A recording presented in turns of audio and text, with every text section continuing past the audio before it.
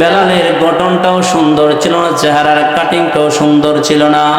বেলাল যখন ইসলাম ধর্ম গ্রহণ করলেন, বেলাল উমাইয়া বিন খলফের গোলাম ছিলেন।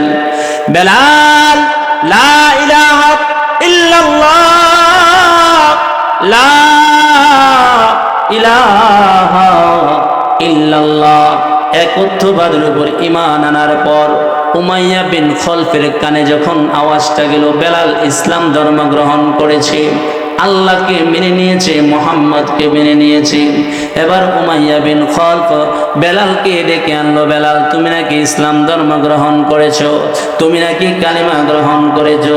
হ্যাঁ মুনিব, আমি কালিমা গ্রহণ করেছি, আমি আল্লাহকে মেনে নিয়েছি, ইসলামকে মেনে নিয়েছি। উমাইয়া বিন খলফ বলতে লাগলো, বেলাল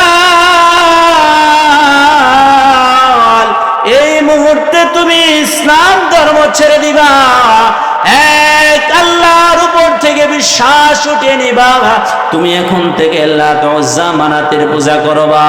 বেলাল বলে না না, আমি যে আল্লাহকে গ্রহণ করলাম ওই আল্লাহকে ছাড়বো না, যে নবীকে গ্রহণ করলাম ওই নবীকে ছাড়বো না, যে কালিমা গ্রহণ করলাম ওই কালিমা ছাড়বো না, যে দিন গ্রহণ করলাম ওই দিন ছাড়বো না। এবার উমাইয়া বিন খলফ বলতে লাগলো, বেলাল তুমি আমার গোলাম, আমি তোমার মনে বেলাল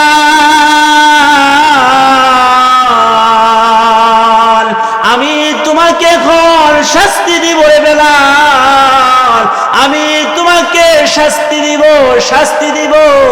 বেলালের গলার মধ্যে গামছা লাগায়া দিছে, বেলালের গলার মধ্যে গামছা লাগায়া মক্কার দুষ্ট ছেলেদের হাতে তুলে দিছে।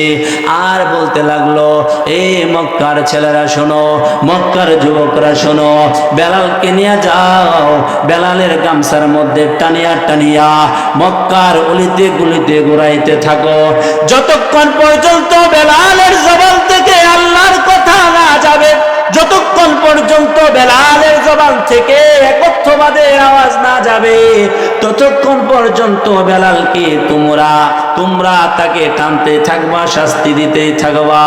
হাইরে বেলালকে যখন মক্কার অলিতে গলিতে ঘুরাইতে লাগলো, বেলালের জিহ্বাটা বের হয়ে গেছে, তারপরেও বেলাল আহাদ আহাদ আহাদ আহাদ বলে আল্লাহ এক আল্লাহ এক আল্লাহ এক এইভাবে বলতে থাকে। আবার দেখা যায় মরুভূমিতে নিয়ে যায়, উত্তপ্ত বালুর উপরে শোয়া দিয়া বুকের উপরে বিশাল একটা পাথরের খণ্ড রাখিয়া দেয়, চেহারাটা সূর্যের দিকে যেমন দেখা যায়, বেলালের পিঠটা পরে সারখার হয়ে যাচ্ছে, চেহারাটা পরে সারখার হয়ে যাচ্ছে, বেলাল সহ্য করতে পারে না। তারপরে বেলালের শাস্তি শেষ হয় না, আবু বকর পাশ দিয়ে হেঁটে যায় আর বলে, বেলাল তুমি চাইলে তো তোমার মনে মনে হাত বলতে পারো, আল্লাহ এক বলতে পারো। ও বেলাল তুমি মনে মনে বলো না, তাহলে তো তোমার শাস্তিটা কমে যাবে। বেলাল বলে, আবু বকর আমার দেহ থেকে আমার প্রাণ বের হয়ে যাইতে পারে, আমাকে হাজারো শাস্তি দিতে পারে, আমার উপরে হাজারো জুলুম হইতে পারে, ও আবু বকর তারপরে আমি বেলাল আল্লাহর নাম জোরে জোরেই বলবো, আমার মনে মনে আল্লাহর নাম বলবো না। এই মুসলমানেরা, সাহাবায়ে কেরামের অন্তরে কেমন আল্লাহর ইশক ছিল আর কেমন ঈমান ছিল, হাজার কষ্ট দেওয়ার পরেও আল্লাহর নাম জোরে জোরে বলছে, আল্লাহর নাম ছাড়ে নাই। আর সাহাবায়ে কেরামের ঈমান আর আমাদের ঈমান পার্থক্য করলে কত ডিফারেন্স হয়ে যায়। সাহাবায়ে কেরামকে হাজারো কষ্ট দেওয়ার পর সাহাবায়ে কেরামের ঈমান থেকে নড়ে নাই।